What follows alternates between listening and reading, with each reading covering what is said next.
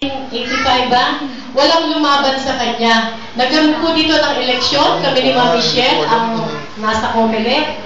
Talagang siya lang. After 2 years, nagpaskel sila ng election ulit, walang nag-file. Another 2 years, walang nag-file. Kaya hindi na po napalitan si Tatay Rick as President ng Kapalaran ng Owners. Ngayon, ang kanyang tanggap sa hamon ng ating kapitan, si Tatay Rick ng Kapalaran.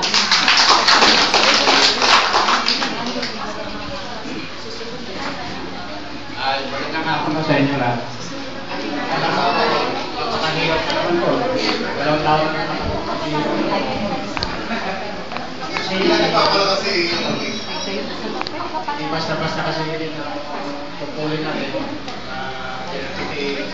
Lalo na itong historian dito.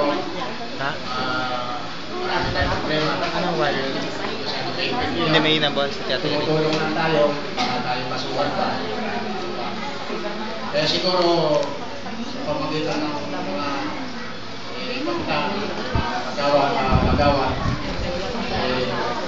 sila siguro makakatulong sa akin yung mga sa eskwelahan natin. Hindi na ako masyadong magpuan kasi panganin ko na kayo. Siguro ang hinihingi ko lang ang mga teacher baka pwede sana may graduate. Kasi kayo lang ang pakasa namin. Kasi hindi naman lang magtatagumpay ng isa yun. Kaya siguro lahat ng gawain natin dito, kailangan magkaisa tayo. Tulong-tulong tayo para tayo magtagumpay. Kaya yung hamon sa akin ng pagmumulan nila, hindi na siguro tatagumpay. Lagi na tayo nalaupo. Ngayon, ang pinukan ko lang hindi ako masyadong magaling tumula eh.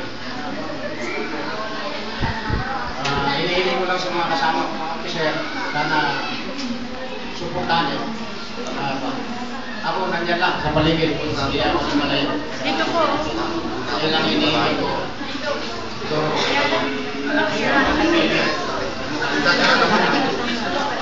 hindi ka siya nagkagaano ko na lang. so,